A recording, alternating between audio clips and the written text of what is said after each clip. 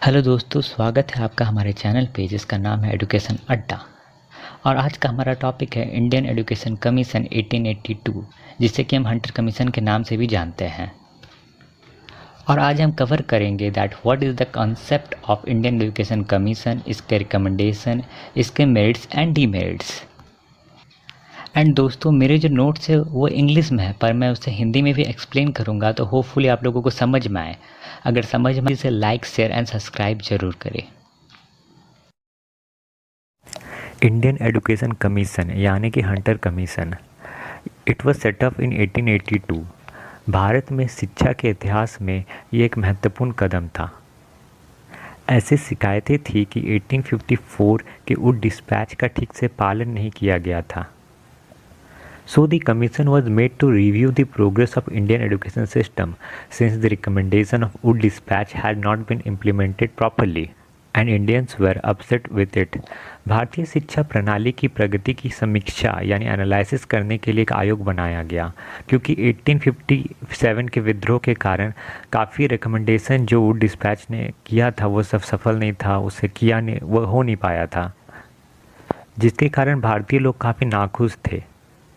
सो उन परिस्थितियों में इन दैट सर्कमस्टांसेस अंग्रेज़ लोगों ने लॉर्ड रिपन को गवर्नर जनरल अपॉइंट किया एंड लॉर्ड रिपन ने कमीशन बनाया 1882 को, जिसमें कि 20 मेंबर्स थे, उसमें से 7 भारतीय नागरिक थे, under the chairmanship of sir William Hunter.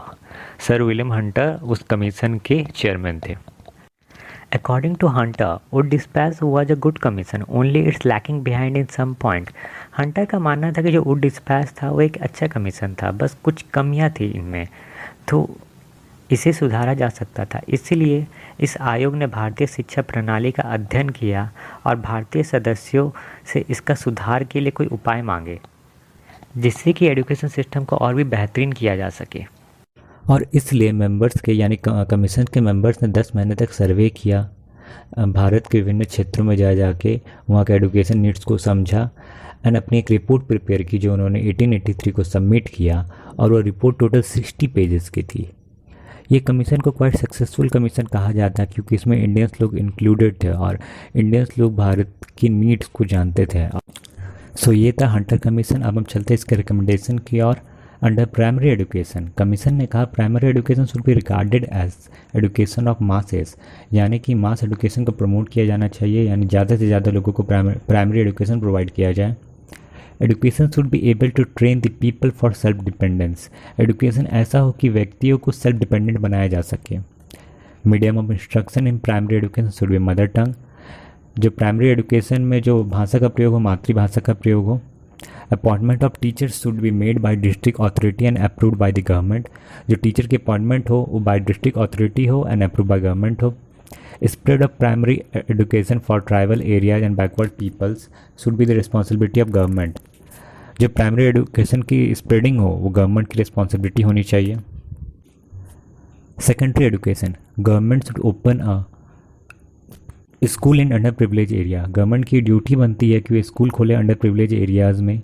The administrative responsibility on secondary education should be handed over to the efficient and educated people, यानी कि जो एडमिनिस्ट्रेटिव रिस्पॉन्सिबिलिटी है उससे एफिशिएंट यानी मेहनती और काबिल हाथों पे सौंप देनी चाहिए। English should be remains as the medium of instruction in secondary stage, secondary stage से इंग्लिश भी मीडियम ऑफ इंस्ट्रक्शन बन जाएगा। The fees charge in aided secondary school should be considerably lower than fees charge by government. इसमें एक नया rule था कि जो प्राइवेट इंस्टीट्यूशन है उन्हें जो फ़ी है लेस चार्ज करनी होगी एज़ पर गवर्नमेंट के हिसाब से, मतलब गवर्नमेंट फ़ी ज़्यादा चार्ज कर सकता है पर उनसे कम प्राइवेट को चार्ज करना था। Higher education, free education should be limited, free education को लिमिटेड कर दिया गया। Eligible student will be sent to England for higher studies, जो एलिजिबल स्टूडेंट है उसे इंग्लैंड भेजा जाएगा आगे की पढ़ाई करने के लिए। Student who received education in European countries would appointed as a teacher, जो यूरोपियन कंट्रीज में बच्चे जाके पढ़ाई किए उन्हें एज ए टीचर अपॉइंट किया जाएगा। Student can choose what subject they want to study, बच्चों को फुल आज़ादी मिलेगी वो जो सब्जेक्ट चुनना चाहते हैं। Medium of instruction is English, जो मीडियम ऑफ इंस्ट्रक्शन होगी इंग्लिश में होगी। Another point is education of backward classes. Children of these tribes were not being charged any fees. जो बच्चे बैकवर्ड क्लासेस से आते हैं उनकी फ़ी ना ले जाने की बात रखी गई. Education of students should be as such as may help them to establish a contact with their neighbors. बच्चों की एडुकेशन ऐसी होनी चाहिए कि वो एक अच्छा कांटेक्ट इस्टेब्लिश कर सके अपने पड़ोसियों से, यानी कि घुल मिल के सबके साथ रहना सीख सके. This subject taught in school must be in elementary in character. जब सब्जेक्ट पढ़ाए जाते हैं बच्चों को एलिमेंट्री करेक्टर के हो, यानी कि पिक्चराइज हो, विजुअलाइज हो, जो ईजी टू अंडरस्टैंडेबल हो, मतलब जिससे बच्चे लोग जल्दी ग्रैप कर सके. It was made recommendatory on the part of school teachers, inspector to make judicious effect to remove caste prejudice. ये टीचर और इंस्पेक्टर का फ़र्ज़ था कि वो एक अच्छा न्याय व्यवस्था करे और कास्ट के जो सिस्टम से उसे रिमूव करने के हर तत्पर प्रयास करे, जैसे कि सबको इक्वल बिहेवियर मिले और सबको एक इक्वल दर्जा मिले और भेदभाव ना हो. Women education. Under women education ये रिकमेंड किया गया कि एक सेपरेट फंड बनाया जाए जो कि वुमेन एडुकेशन से रिलेटेड हो. Appointment of lady teacher and inspector. Appointment किया जाए लेडी टीचर्स को और इंस्पेक्टर को जो कि गर्ल्स लोगों को ही पढ़ाया जाए, क्योंकि उससे गर्ल्स लोगों को सहूलियत मिलेगी, कंफर्टेबल जोन बन जाएगा. Free education for women education जो मिले वो लड़की लोगों को फ्री में मिले. Different curriculum for girls. लड़कियों के लिए एक अलग करिकुलम डिज़ाइन किया जाए. Decent arrangement of hostel and for girls. जो लड़कियां अपने घर से दूर रह रही है, घर से दूर होकर पढ़ाई कर रही है, उनके लिए एक अच्छा फैसिलिटी दिया जाए हॉस्टल का. Liberal grant in aid for girls education. उन्हें ग्रांट इन एड एक की सहूलियत दी जाए. Special arrangement for education of पर्दाज एंड ऑब्जर्विंग लेडीज़. जो पर्दा का सिस्टम था उन पर भी काफ़ी ध्यान दिया जाए. And arrangement of for secondary education. और उनके सेकेंडरी एडुकेशन को ध्यान रखते हुए कुछ कार्य भी की जाए. Muslim education. The commission recommended that every effort should be made to popularise Muslim education. Muslim education के संदर्भ में कमीशन ने कहा कि वो हर तरह का प्रयास करेंगे मुस्लिम लोगों को एडुकेट करने के लिए. हर टाइप का चीज़ पॉपुलराइज करेंगे कि जैसे वो एडुकेटेड हो, एडुकेशन के महत्व को समझे. Special fund should be allocated for it. और इसके लिए एक स्पेशल फंड बनाया जाएगा जो कि मुस्लिम एडुकेशन में काम आएगा. More scholarship should be given to Muslim student as they are unable to pay the fees.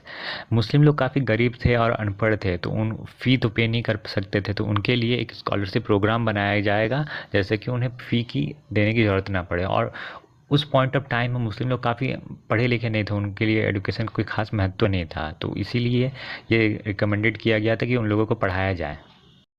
Now here we comes to the merit of Hunter Commission, or we can see the strength of Hunter Commission. Number 1 is work in the field of women education. इन्होंने women education के बारे में काफ़ी कुछ सोचा and काफ़ी कुछ कहा and special fund arrangement of lady teacher कई सारी चीज़ प्लान किए जो कि काफ़ी अच्छी चीज़ थी. Number 2, it includes more practical subjects like agriculture, accounts, medical, etc. इन्होंने काफ़ी प्रैक्टिकल सब्जेक्ट पर जोर दिया rather than theoretical. ये भी एक अच्छा पॉइंट था. Number 3 is backward education. इन्होंने बैकवर्ड एडुकेशन रिलेटेड भी कई सारे कार्य किए. मुस्लिम एडुकेशन पे भी काफ़ी ध्यान दिया क्योंकि उस पॉइंट ऑफ टाइम पे मुस्लिम लोग बहुत अनएडुकेटेड थी, इलिटरेट थे, तो उन पर ध्यान देना ज़रूरी था. ग्रांट एड सिस्टम के ऊपर भी उन्होंने काफ़ी ध्यान दिया. Medium of instruction is mother tongue in primary level. Medium of instruction बाकी पिछले कमीशन में इंग्लिश था इन प्राइमरी लेवल ऑल्सो, इसमें तो primary level at least mother tongue कर दिया गया जो कि एक अच्छी बात थी. It cover almost every aspect of education. इन्होंने ऑलमोस्ट जितना भी एक्सपेक्ट एडुकेशन का कॉम्प्रिहेंसिव इन नेचर था, ये ऑलमोस्ट सब चीज़ को इन्होंने ले लिया था अपने अंदर. सो ये थे मेरिट्स ऑफ हंटर कमीशन. अब हम चलते हैं इसके डीमेरिट्स की ओर. Demerits of Hunter commission. Number 1 is commission shifted his responsibility to local bodies. Commission ने अपनी ड्यूटी और अपनी रिस्पॉन्सिबिलिटी ट्रांसफ़र कर दी लोकल बॉडीज़ पे, जो कि one of the bad decision था उनका, क्योंकि लोकल बॉडीज़ काफ़ी इनएक्सपीरियंस थे इसके लिए, प्लस वहाँ रिसोर्सेज की भी काफ़ी कमी थी. Second is did not pay attention in higher education. Obviously primary level पर तो काफ़ी अच्छा काम किया, बट हाँ हायर एडुकेशन में उतना अटेंशन इन्होंने पे नहीं किया. हायर एडुकेशन उतना अच्छा नहीं था. Number 3, training institution were not given that importance. Training institution के बारे में कुछ कहा नहीं गया इसमें. ट्रेनिंग इंस्टीट्यूट्स की भी काफ़ी इंपॉर्टेंस होती है, बट इसमें कुछ खास इंपॉर्टेंस नहीं दी गई. Number 4 is Indian language were neglected. Medium of instruction तो प्राइमरी लेवल तक तो था regional language mother tongue, but हाँ सेकेंडरी और हायर में काफ़ी नेगलेक्ट कर दिया गया। और other Indian language like Punjabi, Tamil, Telugu, ये सब को भी काफ़ी नेगलेक्ट किया गया। Muslim education can spread communalism, divide and rule की पॉलिसी तो चली रही थी, इसके थ्रू और ये सब बढ़ जाता। Private institute are unhappy as they have to charge less fee than government. इसे डिमेरिट कहा गया, पर मैं उसे तो मेरिट कहूँगा, क्योंकि प्राइवेट इंस्टीट्यूट को फ़ी जो लेना था वो गवर्नमेंट स्कूल से कम लेना था। तो इसके चलते प्राइवेट इंस्टीट्यूट जो थे वो काफ़ी नाखुश थे गवर्नमेंट के डिसीजन से। सो ये थे हमारे डिमेरिट्स ऑफ हंटर कमीशन। सो दोस्तों, ये था हंटर कमीशन।